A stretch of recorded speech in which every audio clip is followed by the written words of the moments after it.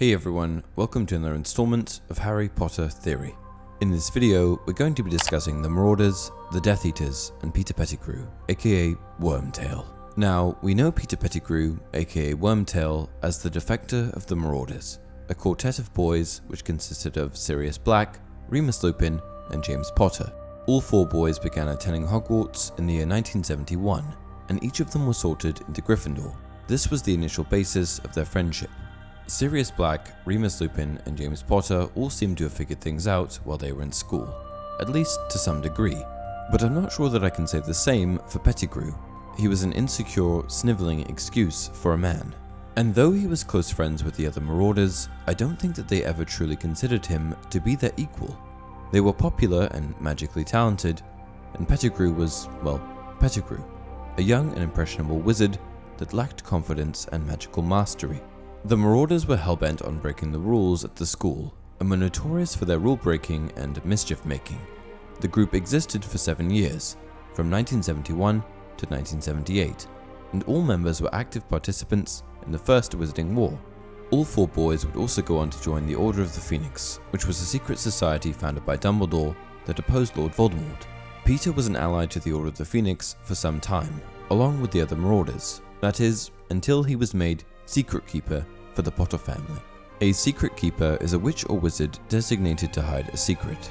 The secret is secured by the Fidelius charm, which conceals the secret inside of the Secret Keeper's soul. Sirius Black was the initial choice for Secret Keeper, but Sirius, thinking that Voldemort might target him, suggested that they choose Pettigrew instead.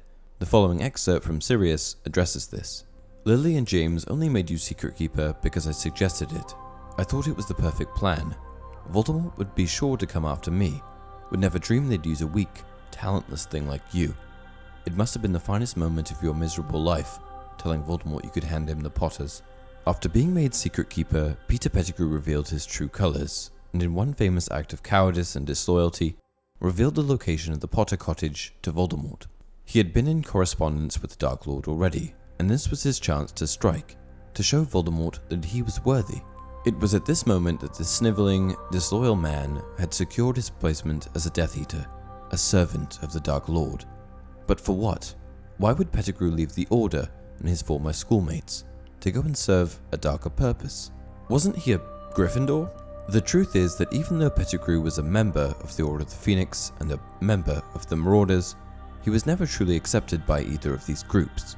He was always Pettigrew to them, and was frequently looked down upon. Pettigrew was quite weak and mentally impressionable, and Sirius, Remus, and James were all strong characters. I think that it's entirely reasonable for me to say that Pettigrew's friends never truly respected him, and viewed him as a little bit beneath them, despite being the good guys.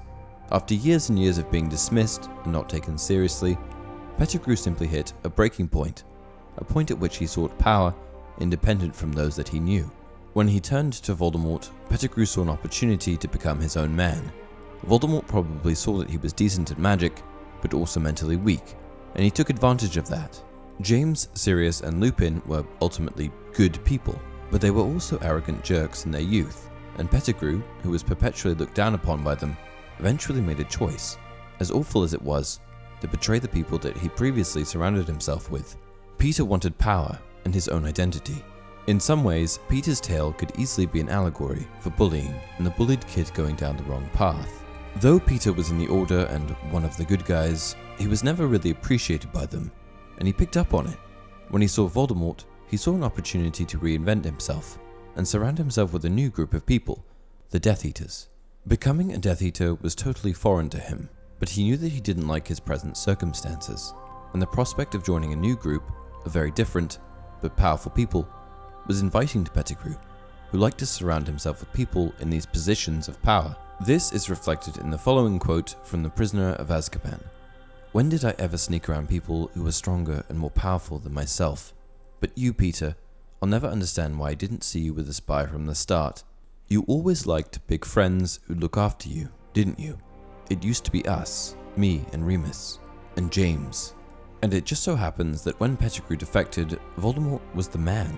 He was powerful, and his victory seemed imminent. Pettigrew, who was insecure and vulnerable, saw that he could be a part of something powerful and impressive. and he made his choice. And that's it for this video. What do you think? Why did Pettigrew defect and join the Death Eaters? Let us know down in the comment section below. Until next time, you're a wizard, Harry.